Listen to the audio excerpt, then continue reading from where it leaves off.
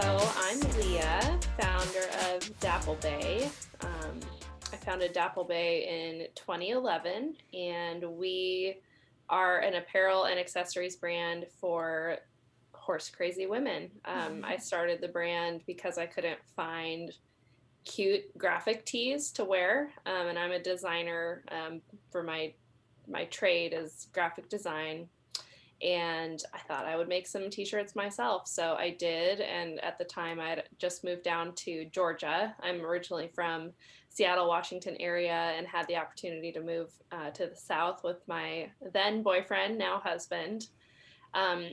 So had the idea for t-shirts and also thought it was a great way to go out and start meeting some people in the area because I didn't know anyone except for my husband's friends. So I had my horse with me and we were at a barn, but didn't really know anyone. So Dapplebay really became a way for me to make horse girl friends right at the beginning. So were you just making shirts for yourself and other people saw them, they're like, these are great, or were you mass producing at that point?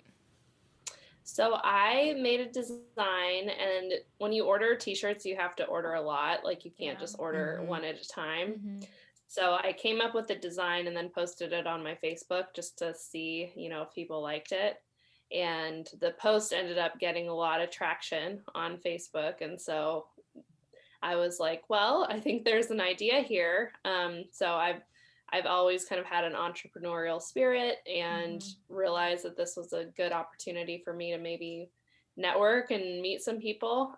So yeah, I found a local print shop, got my first designs printed.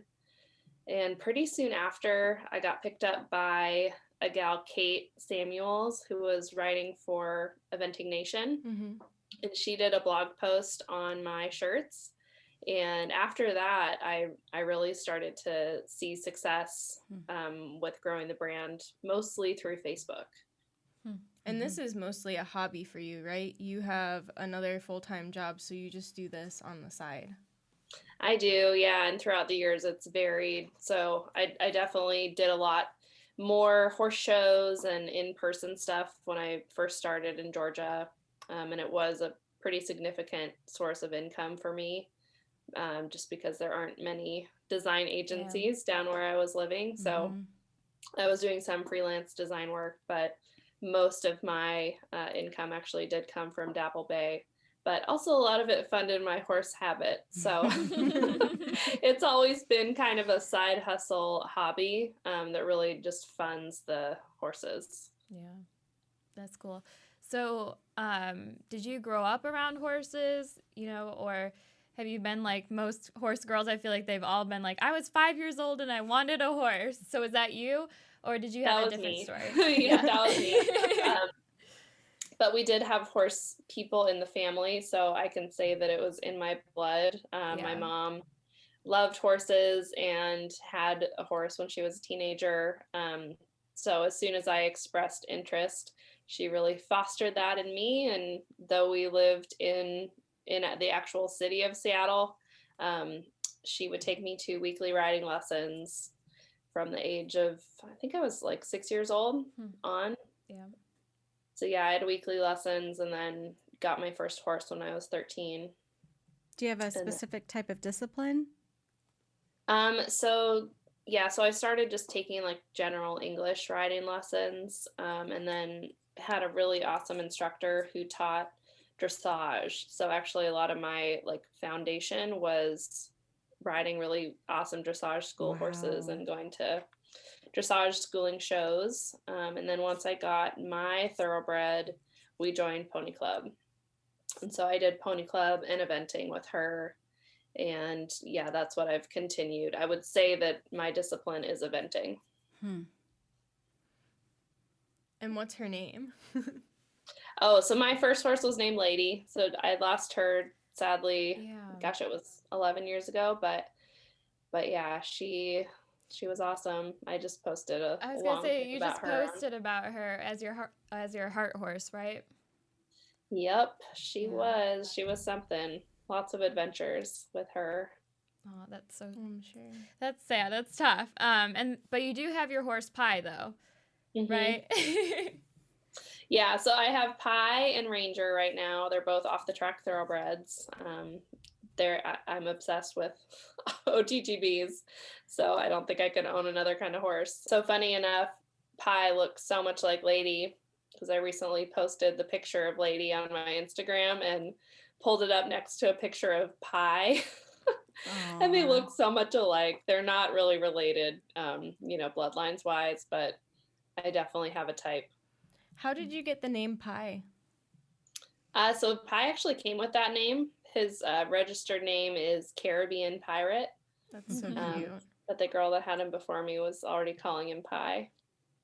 That's such a cute So name. eventing is something that we really just started to learn about. We really don't know much about it at all. We spoke with somebody who was a judge at the Rolex and was kind of explaining to us the details and the ins and outs of when you're already an eventer, like when you're already into it. So can you explain just like as a younger one how you get involved in it? What would that entail? And I can't picture, like we did fox hunting, so we were all over the place, and that to me seems like similar to you're just jumping anything and everything. But when you're that young, how do you start into something like that eventing? I would say join Pony Club. Okay. I actually wouldn't tell any young rider to do anything else besides join Pony Club. It's the only program that I feel like teaches horsemanship as strongly as it teaches riding. Okay. So, just the amount of knowledge that I had at age 15 is probably more than like a typical horse person that's owned horses for 15, 20 years.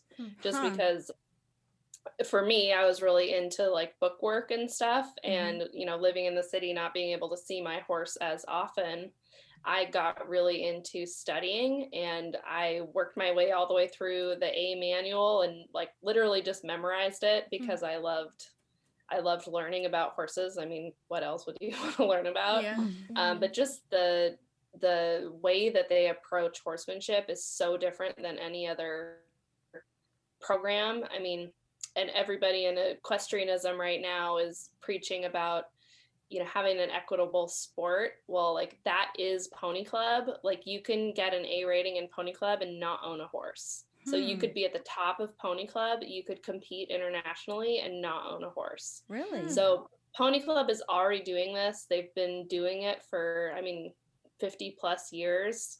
It's an incredible organization. So yeah, Pony Club. Okay. And then the riding part of it, if you have the ability to ride, how do you get involved in eventing, and what does that look like for shows? That the only eventing thing that I've ever been to, or competition I've ever been to, is to the Rolex when we were vendors there. So we didn't even get to go out and really see what they were doing, other than what they did looked pretty drastic in the jumps and the things that they do. Do you have courses there that you ride on that are similar, or what do you do when you're just starting? Oh, so they have baby levels called like grasshopper and tadpole, which are like logs on the ground. So it's super inviting, really fun. I'm biased, but I think that eventers are some of the nicest, most down-to-earth horse people around. Okay. It's really different than some of the other English disciplines where, I don't know, there's an elitist feel. Even at the top levels of the sport. Like you can go into the barns and the riders are the ones portioning out their horses' supplements. They're the ones wrapping their legs. They're the ones massaging their hindquarters. It's a very different culture. So even at the very lower levels, I've always experienced super helpful people. I've had difficult horses through the years, loose horses galloping across the event, Yes. breaking their bridle, right before I have to get on for my show jump round. And someone else that I don't even know, grabs an extra bridle from their trailer and is like putting it on my horse so that I don't miss my class. But that's definitely like the spirit that I experienced in eventing. And a lot of eventers are pony clubbers, just because eventing is kind of like the core sport in Pony Club. Now they've expanded and they do show jumping and dressage, but when I was in Pony Club, it was all geared towards eventing. Okay. That's what we had just talked about. I didn't even realize that that was a part of it as well. The dressage and the show jumping. I didn't know. So. Oh yeah, so it's 3 phases. So Mhm. that's, I think, the biggest difference with eventing is you've got to be show ready in all 3 and not just one. And most eventers love cross country the most, and they're forced to do dressage. And you just try to get through show jumping is the typical feeling. Yeah. That's really interesting. That is such a good tip. And I'm sure that, with everybody being online and everything, can look that up and find one very close to them. Or if you're saying you don't even have to own a horse, you could probably do courses online, it would sound like now. Yeah, so Pony Club has all sorts. It depends on the group, but if you go on Pony Club's website, they have listings of all of the local groups. But there's a program for adults too called Horse Masters. And if you didn't have a horse or access to ride, you can still do, I mean, I might be wrong, but I'm pretty sure you can still do all of the horse management is what they call the knowledge. But yeah. It's a really great group, and sounds like I work for Pony Club. It's just right. But I think that, educating everybody to know and to put that out there is like, you're so good at this, because there's so many avenues for us as equestrians to go down, it sounds like, and not even have to have a horse, which is really exciting for somebody who maybe can't own a horse, or there's just so many options. I would never have known about these things. So I find that really interesting, and something that maybe we could even, I didn't know that they had an adult one. So that may be something that we can kind of look at and see what we have around probably here. What we need to do. Yeah, we probably do. Because we grew up with horses. My mom had them. It was her love. She wanted them since the time that she was 5. And that was just something that we grew up with. It wasn't something that we had maybe in our hearts necessarily. But now because we haven't had a barn here. We have them at the property where our office is, the horses. We are in the transition of building a barn. I mean, we haven't had it for so long that now I'm like, I just want to ride so bad. Like, it's so, now I feel like it's in me, where it didn't happen, whatever life or whatever happens, you're going through and growing up, you've got your kids and things like that. For me, for a while, it just wasn't happening. But now I want it so bad again, that I'm ready again. So. That's awesome. Yeah. Yeah, well, Pony Club is awesome. And the name Pony Club, I think, is, maybe people are like, Pony Club, that doesn't apply to me, but I think it applies to everyone. And I won't speak for like all clubs, but I know that the club that I started in, I would say over half of the kids that were in the club were riding on school horses, because the club was affiliated with a really great barn and set of trainers that just promoted Pony Club. So they would provide their horses. They were next door to the barn where the Pony Club lessons were. So I would haul my horse in, but I would be taking a lesson with, 2 or 3 students that were on lesson horses. So one thing you said you've always had an entrepreneurial spirit. And did you do things before you started Dapplebay, or is Dapplebay like your main one that you started with? So when I was a kid, my extended family had a beach house over on an island it's called Vashon Island. It's, 45 minutes to an hour from Seattle. But they had a summer festival called the Strawberry Festival, and my best friend and I had a booth every year, and we would sell lemonade and crafts. So I've been doing that. I had been doing that every summer since I was, like 7. Okay. And one so year cool. we got to ride ponies in the parade, so that was a big deal. That's cute. Kind of sounds like you girls when you girls were growing up. We did all sorts of stuff like did, that. We were, so my grandparents, their property backed up to a golf course, and we would sit out there with our lemonade stands and wait for the golfers to come by. So awesome. Yeah, super fun.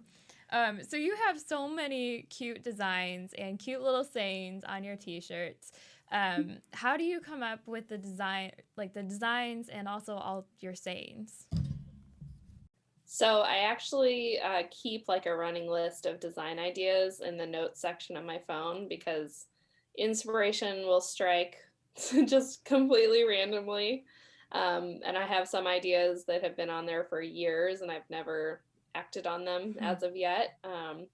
But the drawing behind me, this is an example, like right there, that little Pegasus is a sketch. So most of my designs, if not all of them, start as a sketch. I have been drawing and doodling horses on the sides of my notebook pages forever. So I'm always drawing funny little sketches, and a lot of them have started making it more into my designs. I just started feeling more confident to actually have my like actual art on some of my designs. Like I did Christmas cards this year, which was my original art, and so far people love it. So that's awesome, because I'm probably my own worst critic. I'm like, why would anyone like this? But people do, and that's amazing because it's really fun for me to draw. So we're kind of like really like spontaneous. We if we have an idea, we kind of throw it out there. How do you keep those ideas and not let them out of the bag? Do you just feel like there's a right timing for it, or do you feel like you just want to keep that for a while, or what are your thoughts on that? I overwhelm myself with the amount of ideas that I have, and I exhaust myself by starting on everything at once. So I actually have a really great business strategist who has been super helpful in getting me to put all of my ideas in a place and then schedule them out. But I literally just today had to I've got a gal who works for me doing content creation. She's working on a launch that I just like thought of 2 weeks ago, and I wanted to launch it like next week. And I'm just like, why do I keep doing this? It's a good idea, but it also doesn't have to come out tomorrow. So I would say that I have not found the solution to that.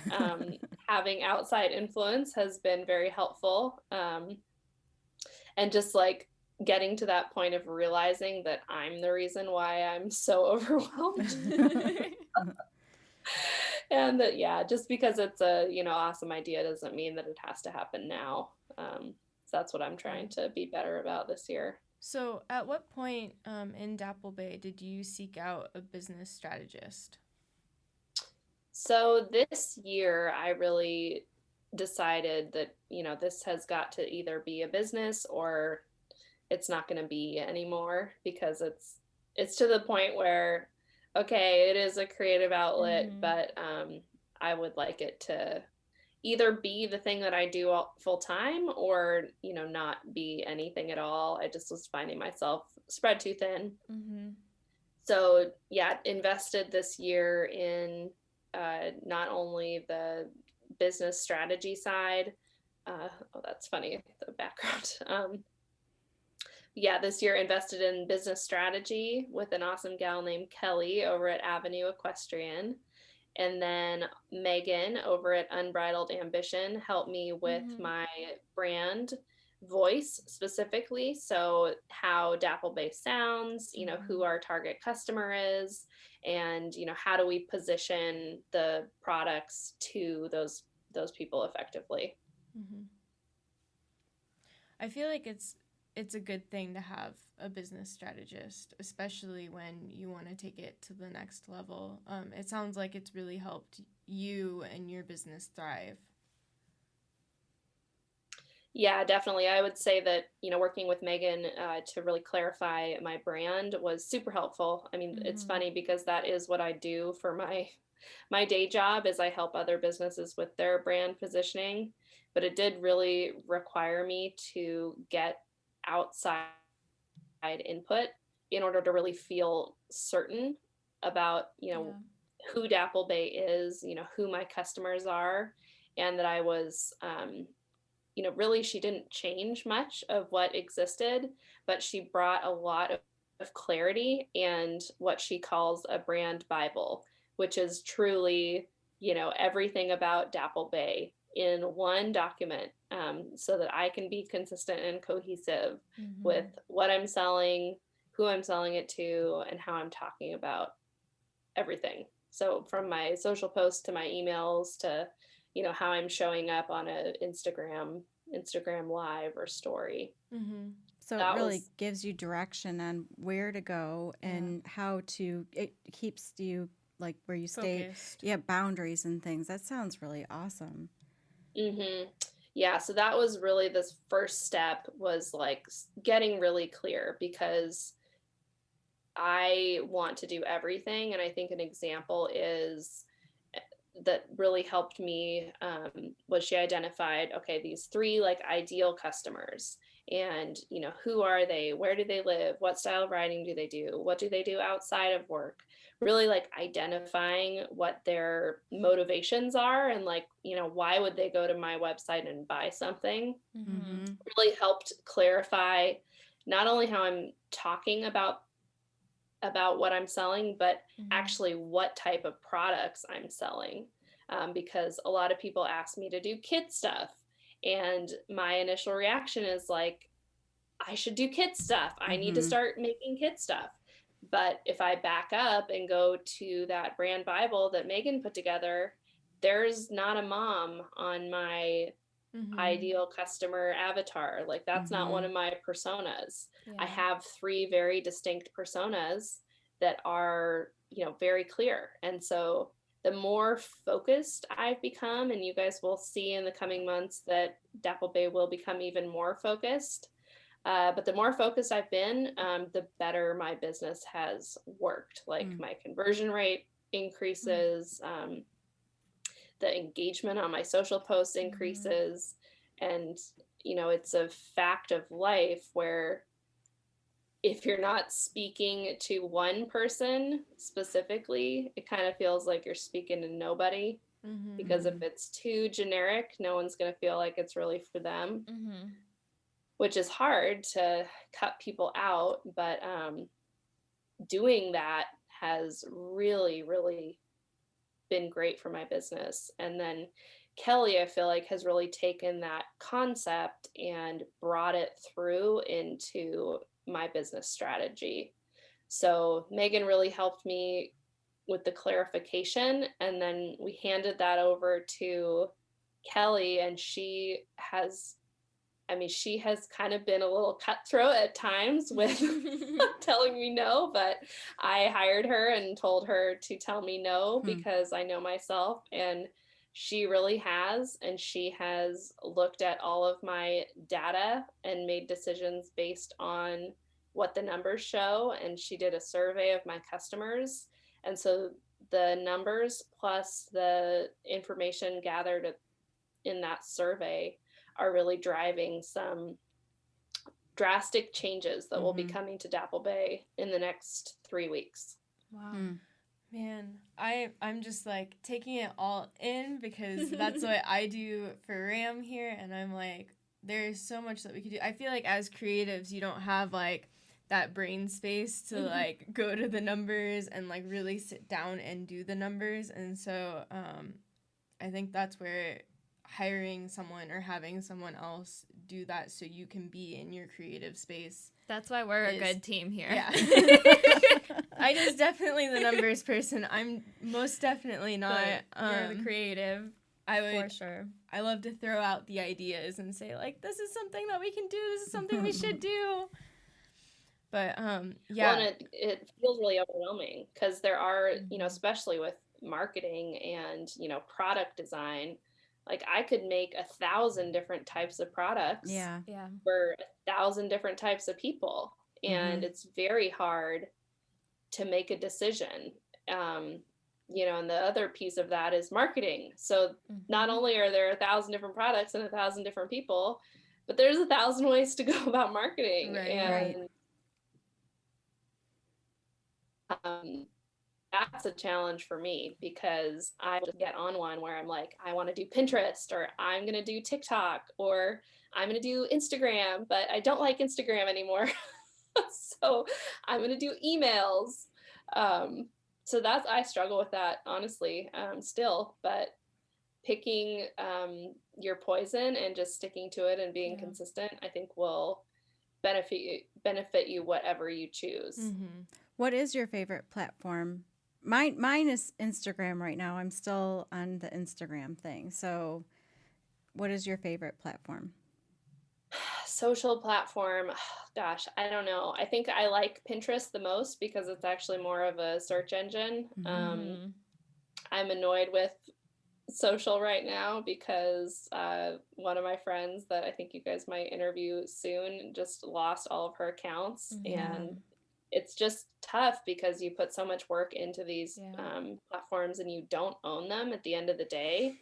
Yeah. Yeah. So I honestly can't say that I love any social platform because I just don't think it's um, the right place to be putting all your marketing effort. Very I true. think that your website and your email list are the two things that you can control. Yeah.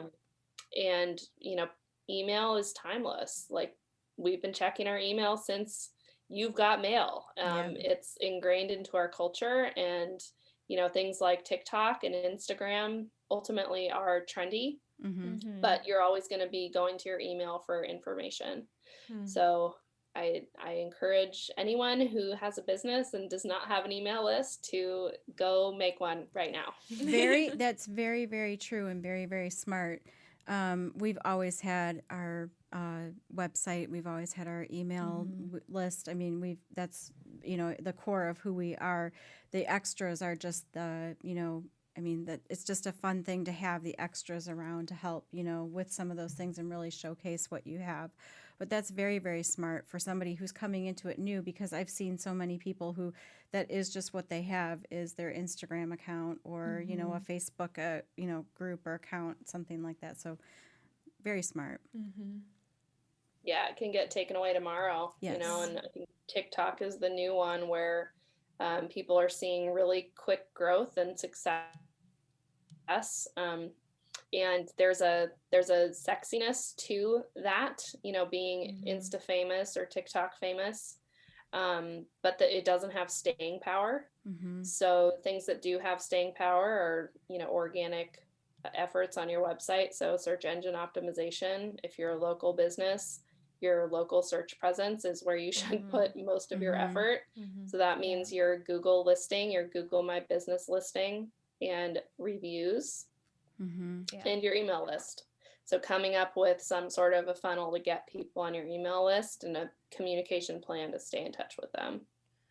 So how did you find your people that you have helping you now? Did you find them through those avenues of social media? Did you find them at horse shows? What would be your best advice on something like that? So I found Megan, the Unbridled Ambition gal, and she's a copywriter um, who specializes in branding and e-commerce. I found her through the vet trade show. So I'm forgetting what vet stands for, but it was right at the beginning of COVID. And I think she was offering some sort of a special or something. So it was a virtual equestrian trade show. That's what it was. Okay. So that's how I found Megan. And then Kelly actually found me. Okay. So she DM'd me and was like, "Hey, I want to work with you." Aw. And so she pitched her services, and yeah, she's fantastic. I find that in the horse world, it's amazing, but there are so many people who will work with you. They are so kind. They are so giving of helping most times. I mean, it's just, I think networking and being able to talk to so many people has been instrumental in the things that we do. So I think that's important to get out there. Yeah. Just get out there. Well, and then Bree, the gal that does content creation for me, I just reached out to her because I saw what she was creating and thought it was great and fit my brand. So I just messaged her. So yeah, I guess that's like my favorite thing about these platforms is that they connect us, because I have found everyone that I've worked with through one of these platforms. Yeah, the one thing that you're saying, have your website and have your blog and things like that. Even if you lose everything that you have, We were looking at Cassidy's blog, and just reading her blog, you can see who she is. It's just, right there, you're like, it's all right there, so you don't need all of her feed or anything, and that's really important. So that's a good thing. It is a very good point.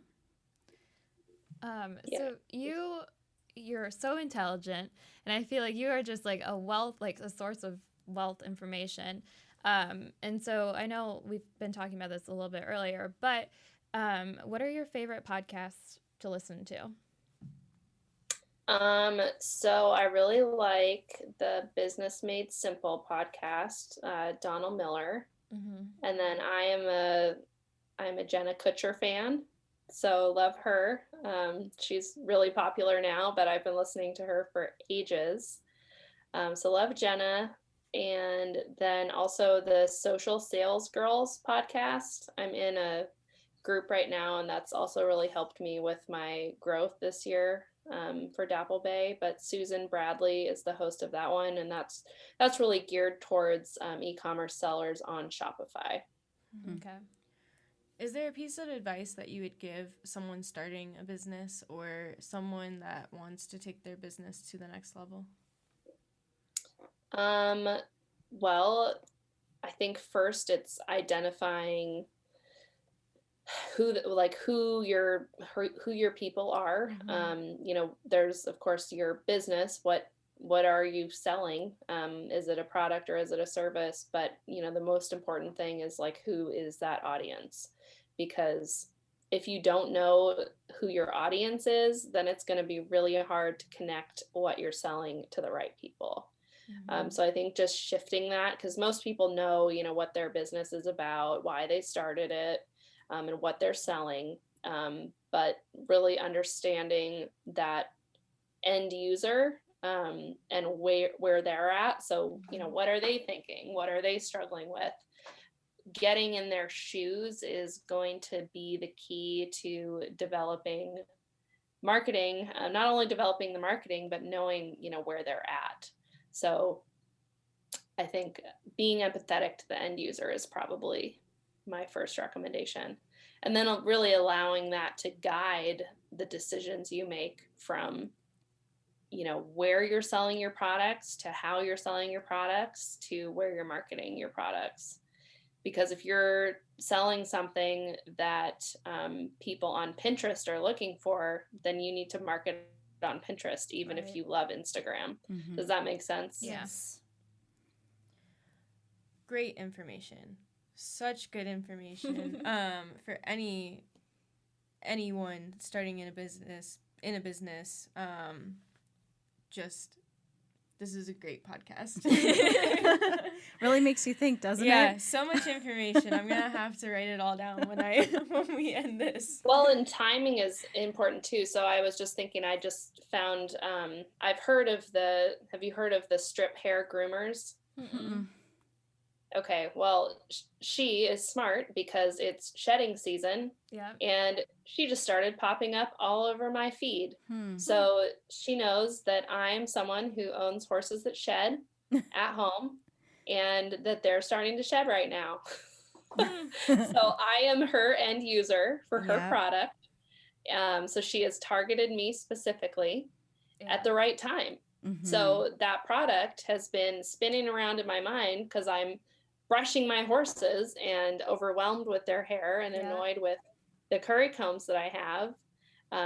So that's just an example of a product that has been positioned specifically for me. And I'm sure you can think about your own digital, experience in the past week and think about products that might be popping up. All of that is someone with a business thinking through their customer's experience and knowing where to meet them with the right message at the right time. Mm-hmm. Yeah, I think that's such a valuable point, because we see it like all these influencers now that just have this brand and it looks like it's just created.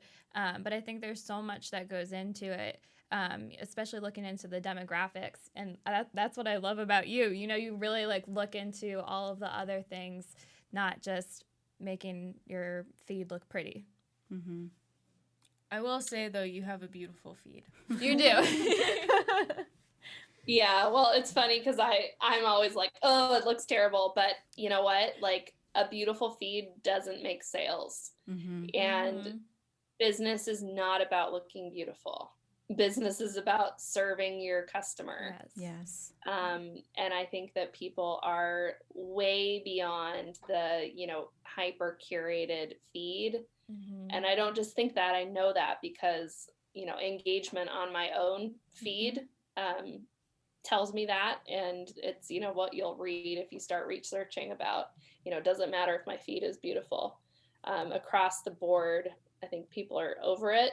Of course, we are always going to love beautiful things, Mhm. but Mhm. personally, I tend to feel a little bit annoyed, especially by, the feeds of perfect looking houses that like don't have dirt in them, but it's a farmhouse. Mm-hmm. I'm Yes. like, you must not have muddy Labradors that come Right. upstairs and roll on your carpet or wipe their bodies on your white walls. Yes, I agree with you. I want to see the real, like the realness of somebody, and I follow more people who are real than following the people who I don't have enough time in my day to ask myself if I have enough time to do and to keep up with all of that. So just show me how you are really doing things in real life is more helpful to me. It makes me feel like, okay, there's just normal people, that do things, and things happen to people. I mean, of all people, we were just talking, we've had some pretty, we've had some days here that are just like everything that could go wrong just seems to go wrong. We have more of those days sometimes than we do, these days that are like, wow, that was a great day. But Gretchen, the other morning you started out by falling on the ice in front of the truck driver. Oh my gosh. I went marching out to tell this truck driver. gosh. Our dock was completely full. We had like a miscommunication with the terminal, and they put 2 trucks just at our dock and then left. So we had 3 trucks coming in to drop off, and we had one of the trucks showed up and couldn't drop off, so I went marching out there to tell him to go to a different building. And there's a huge patch of ice that I didn't see, and I just saw my feet up in the air and landed right down. Oh, it was such a mess. Yeah, and then Ow. shortly after, they had a problem with one of the orders that came off, and the barbed staples They wanted were- to just they were- about oh my go gosh, everywhere. Unloading a 1,000-pound barrel Barrel. of staples, and they started from the truck that couldn't get into our dock, so they decided to just do it right there with our forklift, and they started to come up our ramp, and the pallet just disintegrated, and the 1,000-pound barrel just went flying down, and it took us about 20 minutes to figure out how to get it from the ground back onto a pallet into our warehouse. It was a morning for sure. And then Beatrice, her little dog, comes in that's like, all blonde and golden with muddy paws and everything else. So it was just one of those days where you're like, we have those days. And I personally think people want to see more of those things where it's not just the, perfect clothes or the perfect hair day or those days, you can have those days and they're fun and it's great when you can have them. But in reality, isn't it just the best thing to get out and be with the horse and, Yeah. not worry about all of those things? Or, you come into your house and you're just grateful that everything is there and you're happy to come home and have a place to be. So I agree. So maybe perfectionism. I mean, we're always going to see this social media platform changing and what you kind of have to, educating, I think, has been a really important key too when you're in the business that we're in, that's an important thing for us to be educating the customer. And that's one of our my mom has just been so big on, trying to do things as safely as we can to, keep the horses where they're supposed to be. So that's one of our big things that we cater to. Yeah. Well, Awesome. I feel like basically, to sum up what we've been talking about, authenticity is what everyone's looking for, and Yeah. there's another need for it. I feel like there was at one point when Instagram first started, there was like a want for authenticity, and then I feel like it went away when all of these beautifully curated feeds started and influencers started becoming a thing, and maybe it's a cry back to it. Things cycle all the time. And so I bet we'll go through this again in the next couple of years and see what happens. Yeah. Leah, Yeah, well, I feel like people got sick of authenticity. Yeah. Very You know, true. the, like, this is my life, and it's like, no, it's not, but it looks so, looks like it is real. And it's easy to, I think we all probably struggle with looking at someone else's life through Instagram and thinking, well, my wall's not that clean. Right. My bed isn't made, I Right, don't have a mirror that's that cute for a selfie. Right. So like that comparisonitis, but I think there was just so much like false authenticity. And I think people across the board are just kind of over that. And some people are naturally that way. We have some friends who are naturally that way. That's how their life goes. And that's wonderful. I mean, they can do that. That's wonderful. that's great. But I mean, in whatever happens to us, we are just the ones that, everybody has their place. Everybody has we're more of like we have to laugh at ourselves because nothing comes out, the way that we would like it to. Yeah. And not that, your day, was just an example because you're the latest one that we've been talking about and kind of laughing about, but we all have them. I've had them too. We've had a lot of things that have happened to us. So I don't want to just call you out like you're the only one who's had a day here. Some of us are perfect. Well, I think we're going to take a short break, and when we come back, we'll enter our next segment, Canter Banter. This podcast is brought to you by Ram Horse Fencing and Stalls, the one-stop shop for your horse farm. Ram is family-owned and operated and has been in business for over 30 years.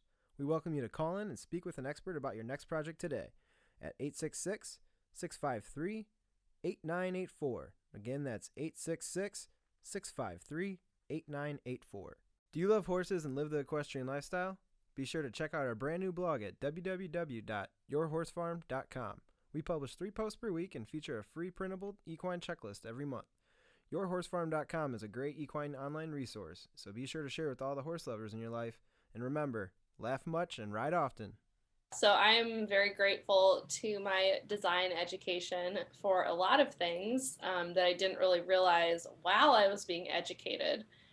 School was really hard on me because I'm a creative free spirit, but that's not really what design is about. Design is really about communicating a message to someone else. So what you think personally actually doesn't really matter. What matters is how it communicates visually to other people. Right.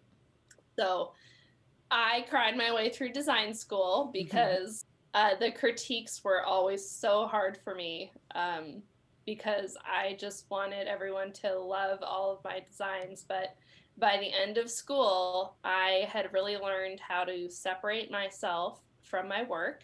And this has proved invaluable in my career, but also in Dapplebay. I have a really funny story about I was at a horse show in my booth with all of my t-shirt designs hanging up, and these 2 ladies came into my booth and they were just looking at everything for the longest time, and we were just chatting away, and finally the lady looked at me and she was like, I really just wanted to buy a t-shirt today at this horse show, but I hate all of these designs.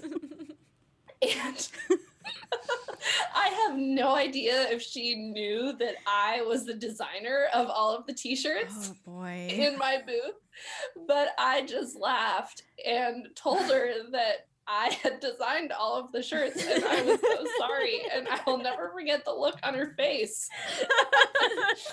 But I'm really glad that I learned to have a sense of humor and not take those subjective opinions so personally. Because, I think it's a good thing to just have, and you're going to need to have thick skin at some point in business, and life in general. Not everyone's going to love you. No. And that's actually better if not everyone loves you, because that's going to mean that some people will love you even more. Very true. What a good Very lesson. true. All All right. Well, we hope you enjoyed listening to our podcast and encourage you to share with all your equestrian family and friends. You can tune into the Late Night Riders podcast show every Friday night. Each episode will be uploaded exclusively on YouTube, where you can subscribe to our channel to stay up to date with all of our latest shows. Do you have a topic you'd like us to discuss? We want to hear from you. You may email us at podcast@ramfence.com or feel free to leave a comment below. Thank you again for listening.